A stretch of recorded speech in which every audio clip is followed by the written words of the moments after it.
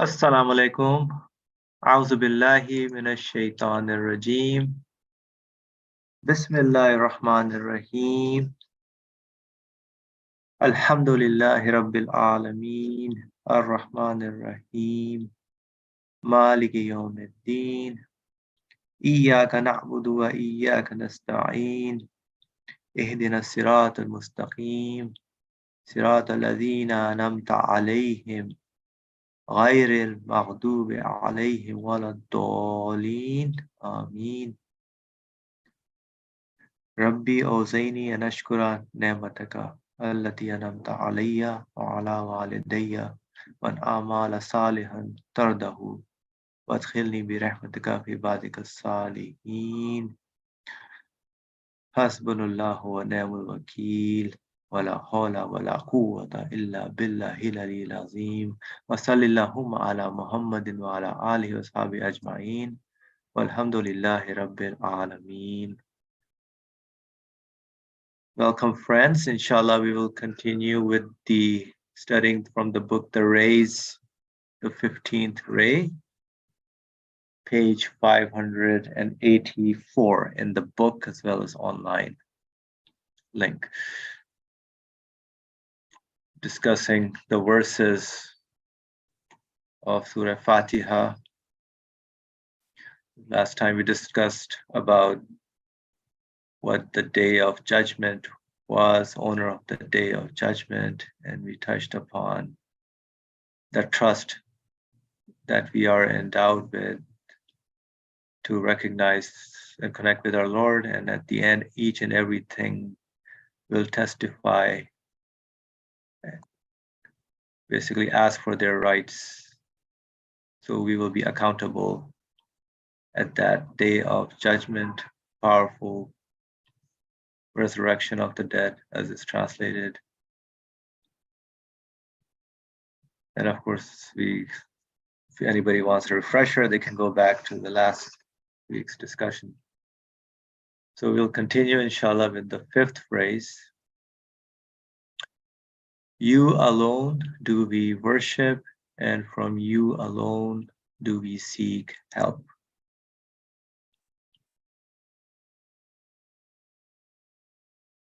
You alone do we worship, and from you alone do we seek help. It occurred to me that before pointing out the proof contained in this phrase, I should relate a true journey of the imagination, which is described in the 29th letter. It was like this. As is explained in the risale-i and especially in the Quranic commentary, Signs of Miraculousness, Isharat al-Ijaz. So it's the work of this author on some Quranic commentary. And the 8 symbols, Rumuzu Semaniye. One time when I was seeking out the Quran's miracles, I found 4 or 5 miraculous predictions at the end of Surah Al-Fat, and an historical miracle in the verse, this day we shall save you in your body. So, which is a verse from the Quran, section 10, verse 92. This day we shall save you in your body. So I guess the spirit will be saved in a body, referring to that. And even flashes of miraculousness in numerous other words and sometimes miraculous points in letters. Then when reciting Surah Al-Fatiha during the prayers,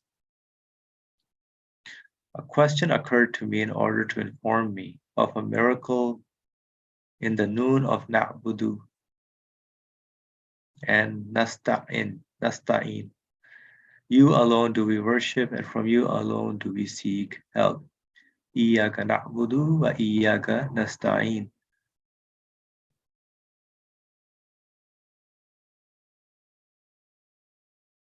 So he sees some miracle in this phrase, especially in the noon. letter Nun of this Na'budu and Nasta'in. Why was it not you alone do I worship and from you alone do I seek help? Rather than the first person plural, that is we worship you and we seek help from you. So it's not an individual I worship or I seek help, but why is we worship you and we seek help in the first person plural form? So that's why the na'budu, nasta'in, I guess, is the we part. Suddenly, the broad arena of a journey of the imagination opened up through the door of that noon, we. I understood experientially the mighty mystery and vast benefits of praying in congregation. So I understood experientially the mighty mystery and vast benefit of praying in congregation, and that this single letter is a miracle. And I actually saw this. It was as follows. I think he's going to go into his personal experience. The author is going to go into some personal event. At that time, while performing the prayers in Bayezid Mosque in Istanbul, I said, you alone do we worship, and from you alone do we seek help. I looked and saw that the congregation in the mosque was saying, guide us. So in his imagination, he sees the congregation in the whole mosque was saying, guide all of us together, guide us, the same as me. Everybody was saying, guide us. Its members were all participating in my supplication, corroborating that supplication. Then another veil was drawn back. I saw that all the mosques in Istanbul had as though become a huge Bayezid mosque. So all the mosques had become that one particular Bayezid mosque.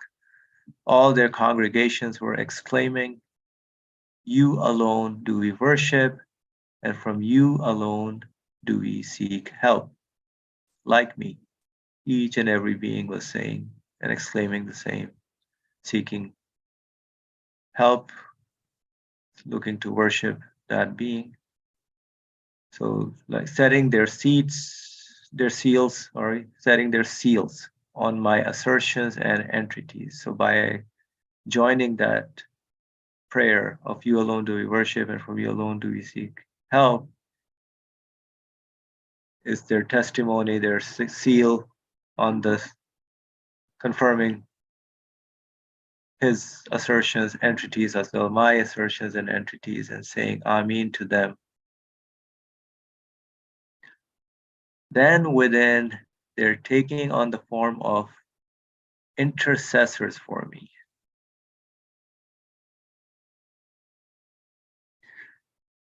So let me see, they're taking on the form of intercessors for me. Who is their form? There. To all their congregations were exclaiming this. Then within, they're taking on the form, so the whole congregation, of intercessors for me. A further veil was unfolded in my imagination. I saw that the world of Islam had assumed the form of a huge mosque. That's a pretty vast imagination. The whole world of Islam had assumed the form of a huge mosque, with Mecca and the Kaaba as the mihrab. The rows of all the Muslims performing the prayers were in circles, facing the sacred mihrab, saying like me, you alone do we worship, and from you alone do we seek help. Guide us to the straight path. Each was both supplicating in the name of all. So each individual was both supplicating in the name of all, the individuals, the whole congregation, and testifying and affirming it. Also making all the others intercessors for himself. So making all the others intercessors for himself. It's an interesting view and phrase which I don't really fully understand. How each and every person in the congregation becomes an intercessor when joining in a congregation prayer. So we can talk on that. Then, when thinking, what such a vast community claims could not be wrong, and its supplications would not be rejected.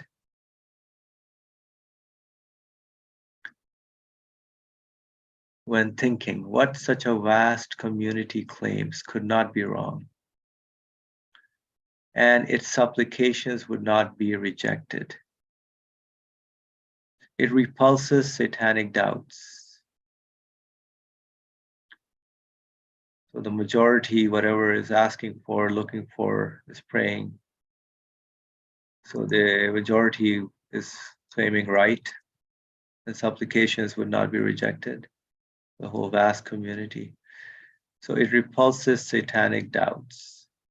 And when affirming the vast, self-evident benefits of performing the prayers in congregation,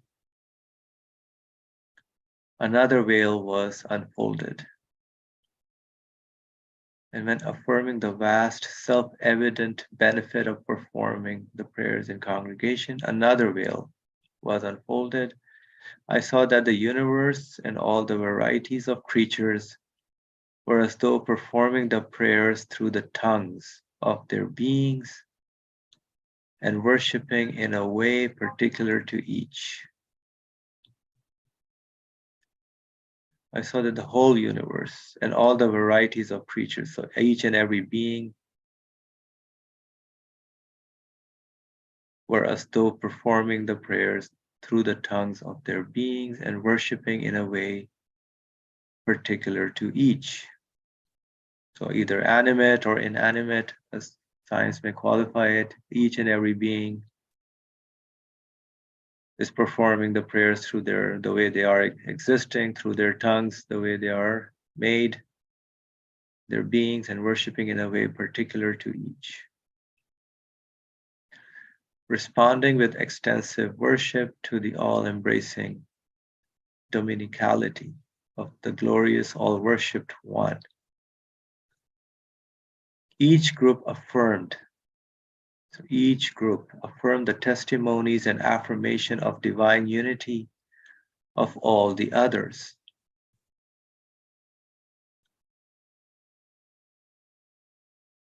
While observing that this was the case, since they all take up positions proving the same result, yet another veil was unfolded.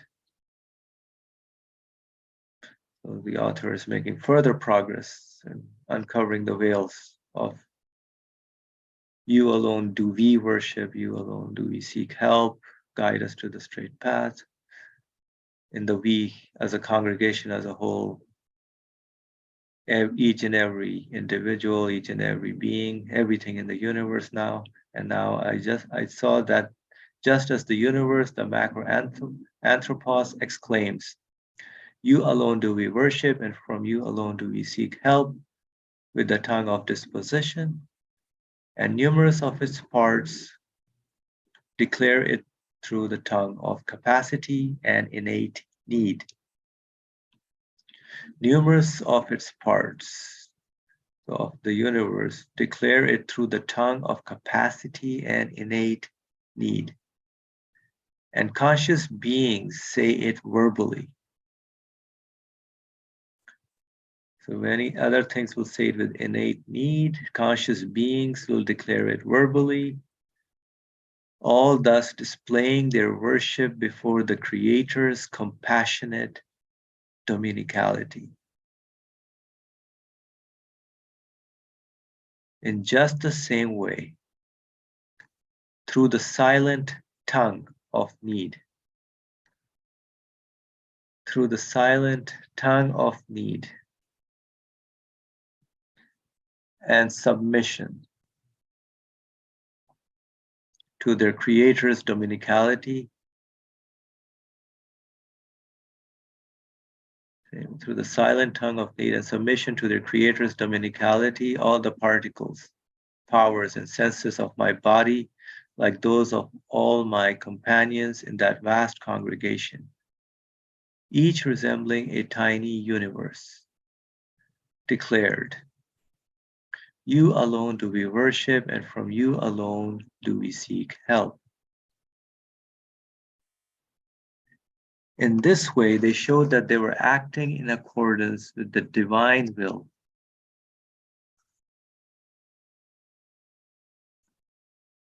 In this way, they showed that they were acting in accordance with the divine will and command, and were at every instant in need of their Creator's grace and mercy and assistance.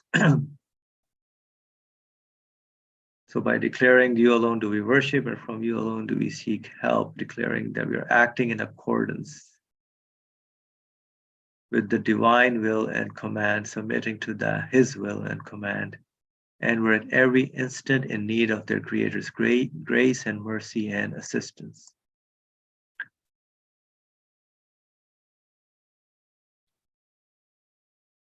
And just as entering through the door of the noon, I had observed in wonderment both the sacred mystery of performing the prayers in congregation and the beautiful miracle of the noon.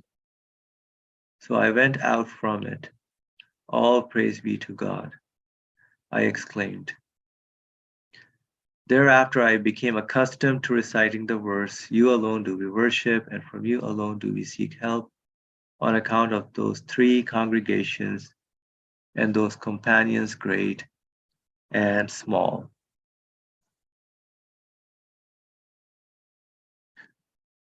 All right, very interesting imagination and experience. So I will pause here to see if anybody wants to share their thoughts. Brother Ali, please go ahead. Yes, indeed, it is exciting. Can we imagine if we pray with this consciousness, awareness? Priceless. If somebody feels lazy like me, it is time again. It is time again. And for prayer, of course, that is our subject. It means I wasn't aware what I was saying in the prayer. Mostly generally understood by the prayer. Of course, rhetorically we say we are in the presence of God, but usually we understand prayers in terms of rules, which is correct. It must be within a certain rule. And to establish the unity of the Muslim community in their prayers. But these rules have all meaning, and one of them is definitely in each unit of our prayers, we need to recite Fatiha, because it is the really summary of the Quran, introduction to the Quran. What does it mean? First of all, when we say Alhamdulillahi Rabbil Alameen, Ar-Rahman Ar-Rahim, Maliki Yawmiddin, what are we doing? Now we are defining whom are we praising in this world. It means seeing as worthy of praising. The rest is all dependent creatures. So it must be the owner and the one who sustains the whole universe, gives existence and continues its existence by continuously refreshing its existence, Rabbul Alameen, and all the universe is nothing but his mercy, and also the meaning, the universe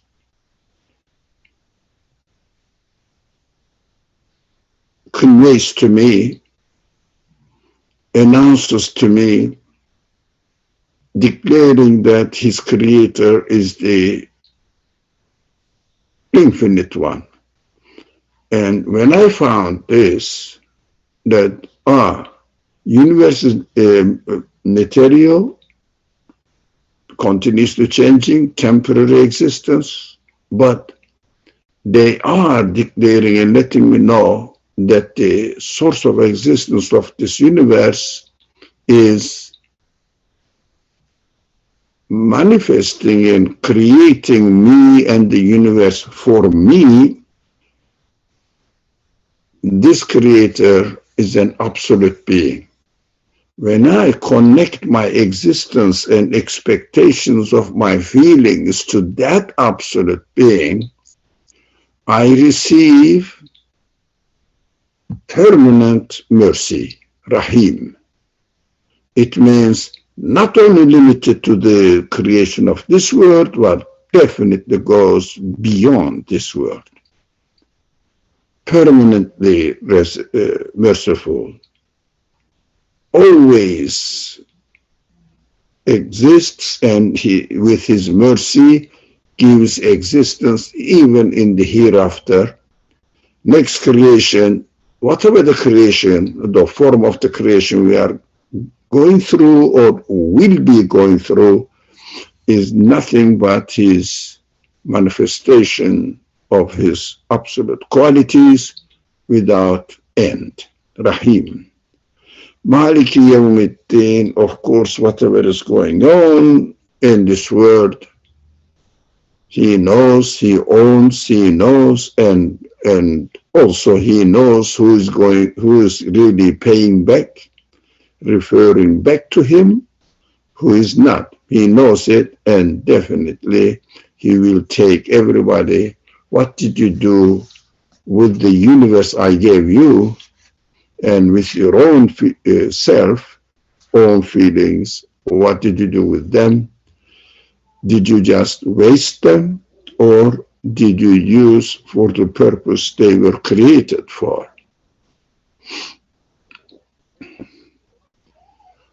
That is Maliki Yawmiddin. Now, that is what we summarize, how we acknowledge the creator, my owner, the owner of the universe, who is called Allah, God. Now, it comes in a very sensitive point now. Iyake, you alone, the one I have described this, defined who owns us altogether. Now we have to be very careful. One aspect of Iyake, you alone, and another aspect is Na'budu, we worship. Na'budu looks, Iyake, you alone, looks to my understanding of the creator. Na'budu looks to what the creation, Na'budu, what the creation all together declares, announces. So, Iyake goes back, Na'budu goes forward. It means Iyake goes to the source of existence.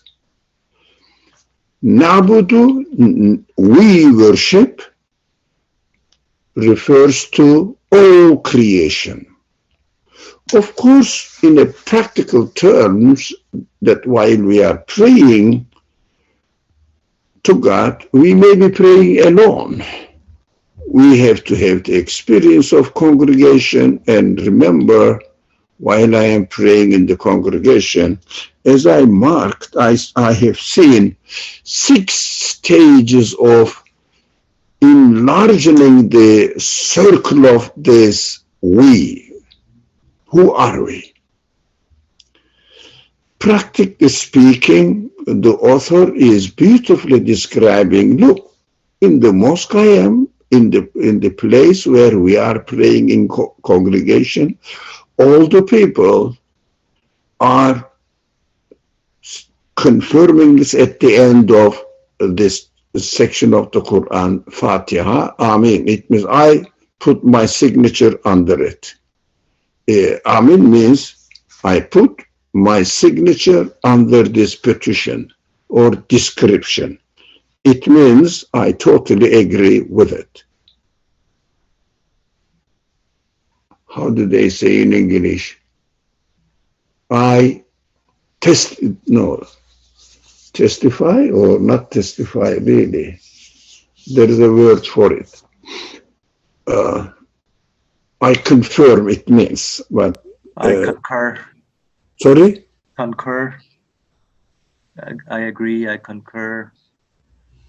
I testify. You know, the politicians make propaganda on media. Somebody speaks and introduces somebody, a candidate for presidency, something. Testimony? No, there is a word. There's a word. I do something. Endorse. I endorse this statement. So at the end, Amin means I endorse this statement. Everyone in the congregation. Even they don't read it, but they heard, they say, I endorse it. Now, it means they're joining me as I am joining them, because I said we. They said we. They also agree with we. So the text clearly demonstrated what it means, all these stages, starting from the mosque I pray, and then all the city that I know, town, that everybody in the mosque say the same thing. The second stage, the third stage, all over the world, the Muslim world, all together are reciting this and say we. They mean all Muslims. And in this case, the mihrab, the qibla is everybody turns to significantly really becomes meaningful that everybody in his own individual or congregational prayers all together accept that Kaaba is our mihrab.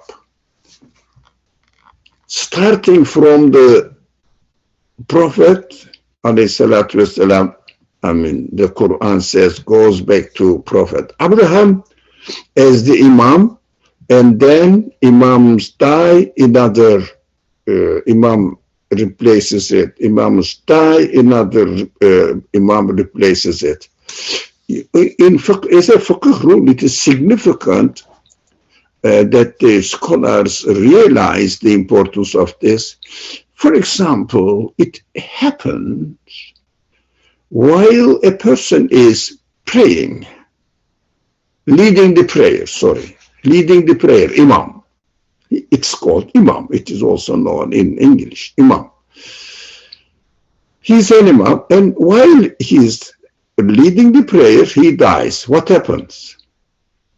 The one behind it takes over, and prayer continues. So, Imamate continues starting from Adam, practically narrated in the Quran, Abraham, Prophet Abraham, and all his descendants, prophets, and gets to the end, the Prophet Muhammad, peace and blessings, is the Imam. So we can start from Prophet Muhammad, and our imagination goes up to Abraham, especially Ibrahim, and then Adam. So mihrab is never empty. Always there is an imam. One dies, another replaces it. It's a beautiful imagination. This is the word while believers, while they are praying, they perform their, they endorse the statement, we worship. So you alone, described previously, we worship is going to be described following in our imagination. We prepare ourselves to get ready for the following. Ihdina as-sirata al-mustaqim. So, وَإِيَّاكَ, again, we declare your glory, your perfection, your absoluteness. Who are we? All this congregation, and this is fifth comes, the fourth comes the universe. The universe, all the things within them, declare the same, that I am created by the one, I am created by the one who is the Rabbul Alamin. So I am declaring my praise to him alone. The second praise, the second part of the verse, وَإِيَّاكَ, again, to you only, نَسْتَعِينَ. All together, we are in need of you. Helping, waiting help, what does it mean? In order to exist, in order to be alive, in order to sustain our being, we need your help. For a particular case, in human case, we should consciously include our free will. That is really essential. Our free will, how we manipulate and use our feelings. In this stage, the universe is totally dependent on your help. If you did not create me, I would never ever have been existing here. That is one stage. And we need your aid to exist. But also we need your aid, your help to keep our perfection. If we leave it to us, we won't be able to do anything. So as far as in particular case, human case is concerned, my feelings, and I need help to my free will, how to use my feelings, how to direct my feelings to the right way that they are created for. I cannot guarantee which way. I'm hesitant because I choose this way, I choose that way. I don't know which one is really correct. I need your guidance. That is particularly important for individuals like me, because we may not be successful. I usually fail to ask God's guidance while I am using my feelings because of the free will. It is a very fragile subject. Free will may misuse it. So I am the free will now, given the authority to use the steering wheel of my life. My life goes. But which way I have to steer it? That is free will. This way or another way. My car of my life goes as long as it is given existence. But which way? So it is not important to exist. It is not important to be healthy. What is important is the car is running, but to where is the problem. The steering wheel of my car, my existence, is left to me, and see, God says, Ali, I give you this car for a certain time that you are going to use. Now, where do you want to go? It is up to you.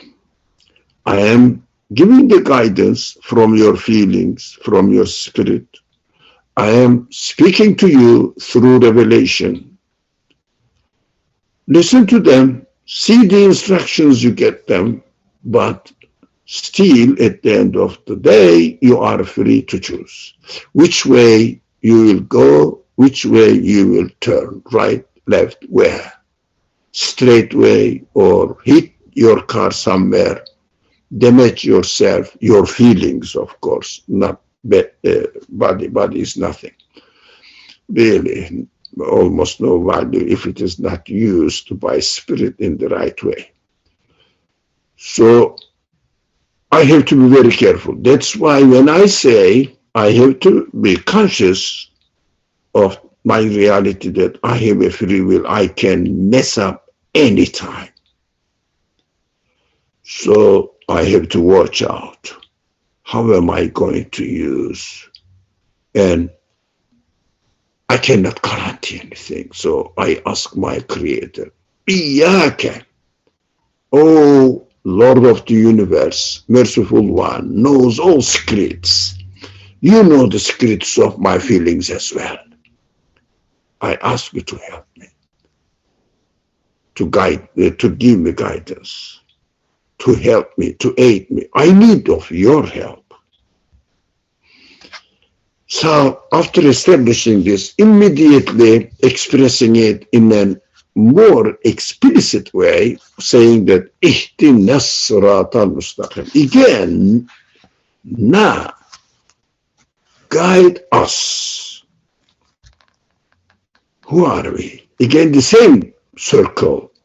The one we are praying together, all the people that I know from the city are asking the same guidance, and the whole Muslim world, although those people who are praying, they all say individually, they say by endorsing what Imam, either they say it or by themselves in some method, they recite Fatiha, every individual being. But some say, when I say I endorse it, it means Amen at the end. It means I also agree with this statement. I don't have to say it because it is already said by Imam. Depending on your understanding, some scholars, Madhab Imam, said, no, it is not enough. You have to say it. The other one said, no, say Amen is enough. Endorsing it is enough. That depends on your understanding and the circumstances, of course. So, how you feel it. Ihtina. I say ihtina. You say ihtina means including you and the rest of the believers. I say ihtina includes you. You say ihtina includes me. That is intercession. You are praying to God for me while you are praying when you say ihtina. This includes all the elements of the universe. That is the fourth circle. The fifth circle is very important again. Macro anthropos. Macroanthropos, which means huge human being. Not me. The author is talking about the universe is a conscious being. That is great to imagine. Universe as an individual, a conscious being. Why? Everything in it is meaningful. It is the whole body of the universe must be aware which kind of meaning they are declaring. This understanding really blows the mind. And it needs some sort of reflections, inshallah, a lot of food to reflect on, inshallah, for thought. So this is the fifth section, the micro-anthropos of the universe. The sixth section comes back to me now and becomes very particular about my own existence, which is every cell, every particle of my power, my body, every element of my feelings, every element, senses, human senses, also say إياك نعبد وإياك نستعين, declaring it. So I have to be aware of what is going on in me. Every cell says, my creator is the absolute one. I am announcing it. And in order to continue my existence, to come into existence and continue my existence, I definitely am in need of your help. Nasta'in, please guide us to the straight path. So when we say my body, iyaka nasta'in, if I include as a sixth circle of my reflection, if I include my body, I understand that I don't want my body's organs, members not functioning perfectly. I want them. Who can provide it? My creator, the Lord of the universe. And my senses, it is the biggest problem that we encounter in this world. How can I manage with my senses? Because it is as always so important. Free will is free. To use it perfectly, to abuse it, just not by submitting myself to my creator. It is important. In order to have a right attitude, this is very important. Let's think about it together, please. I know I'm taking a lot of time of yours, but I need to discuss this matter.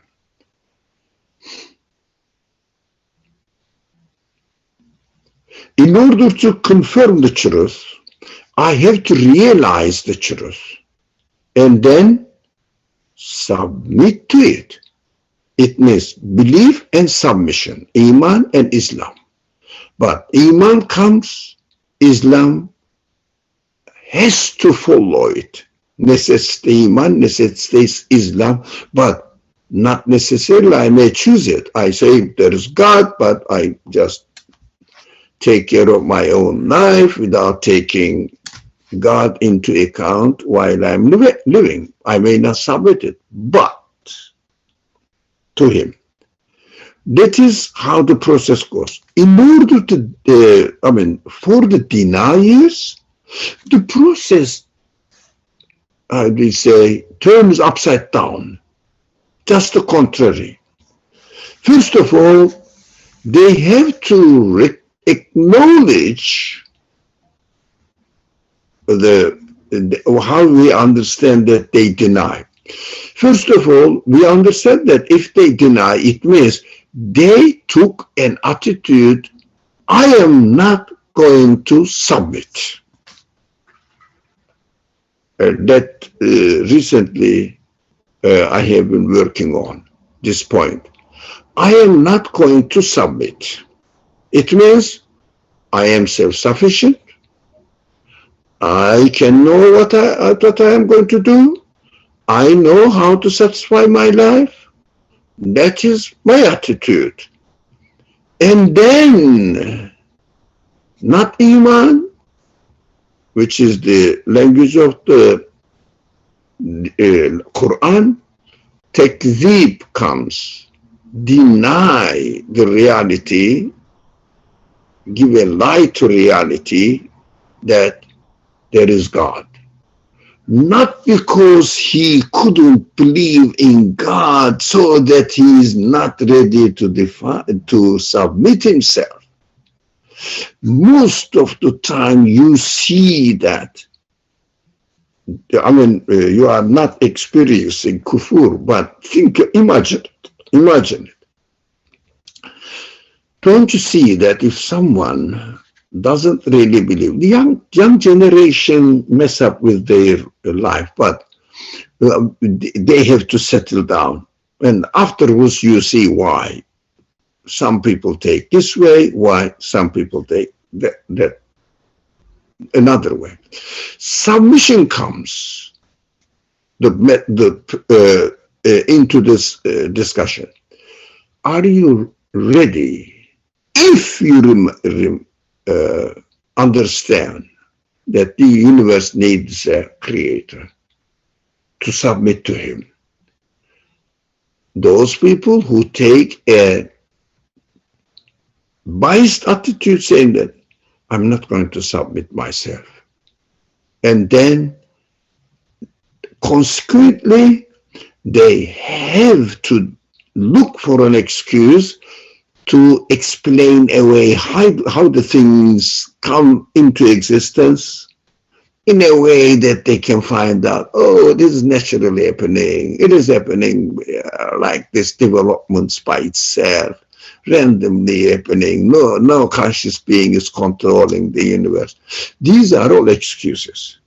So if you are dealing with, within yourself, let's put it aside, you may think about yourself separately.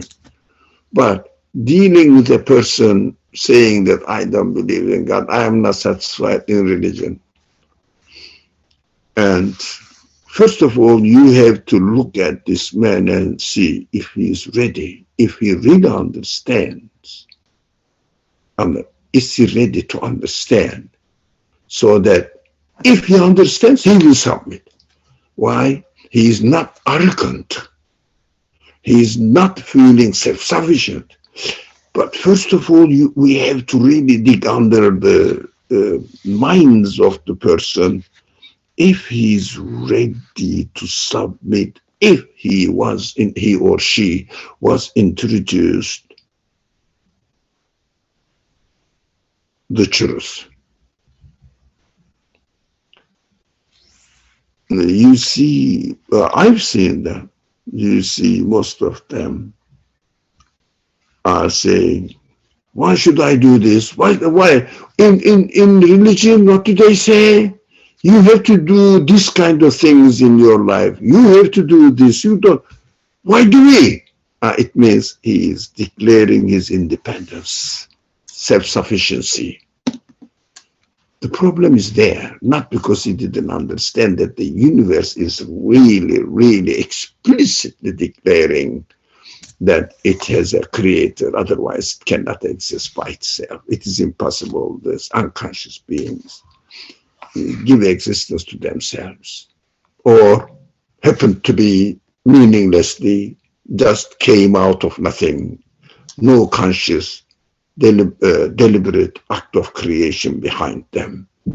Impossible. Yeah, when you look at this verse, no one can say that this house came out by itself in the millions or billions of years, something.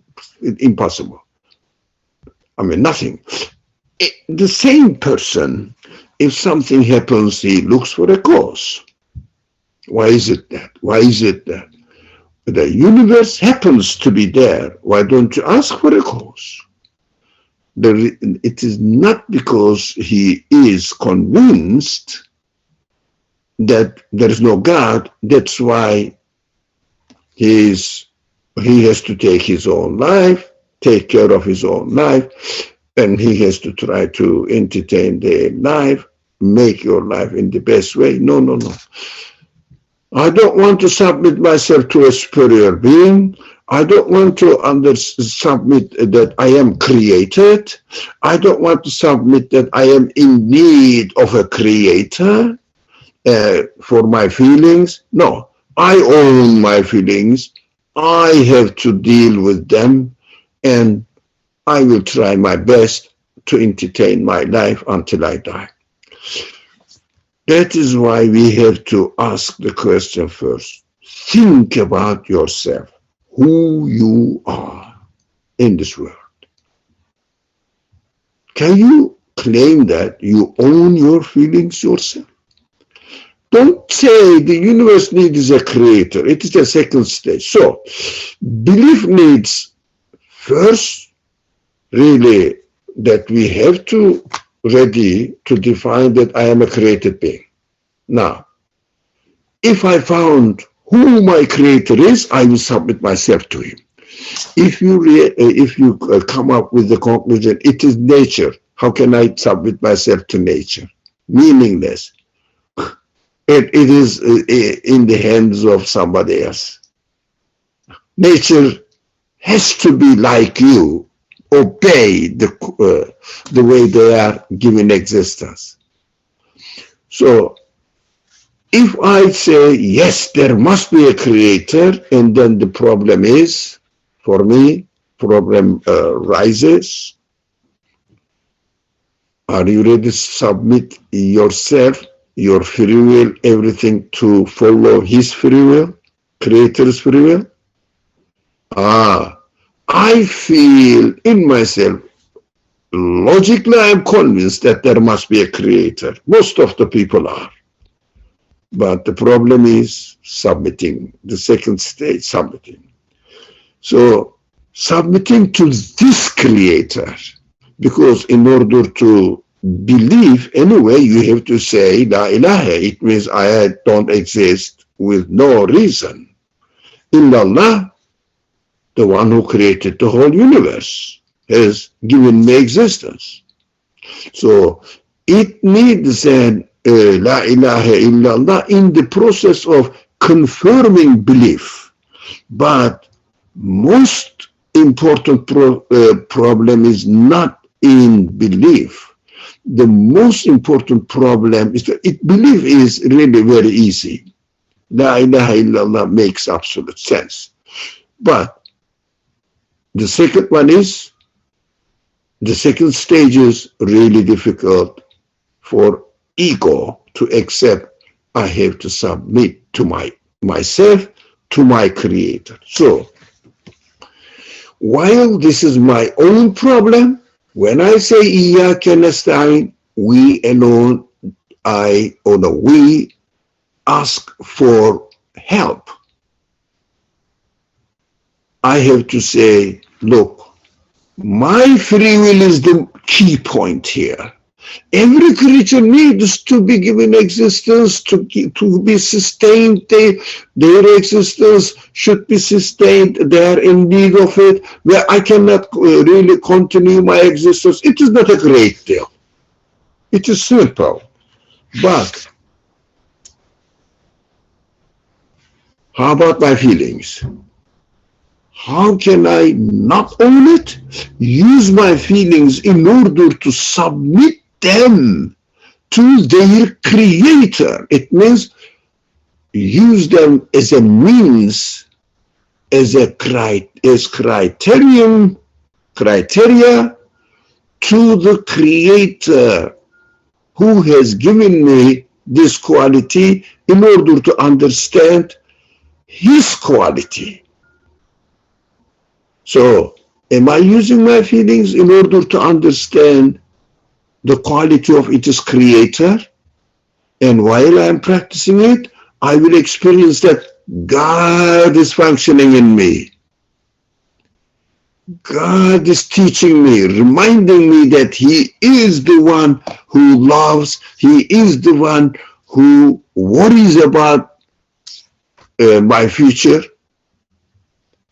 All these things are, and when I get angry, oh, does God get angry with the person? How does he deal? He forgives, he forgives, he forgives, gives this person opportunity. Am I doing the same? Or just furiously misleading the sense of anger? What am I going to do? What am I doing?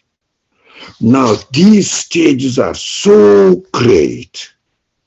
We have to pay attention when we say, Iyaka nasta'in. We have to ask the Creator to put me on the right way. I cannot guarantee my free will.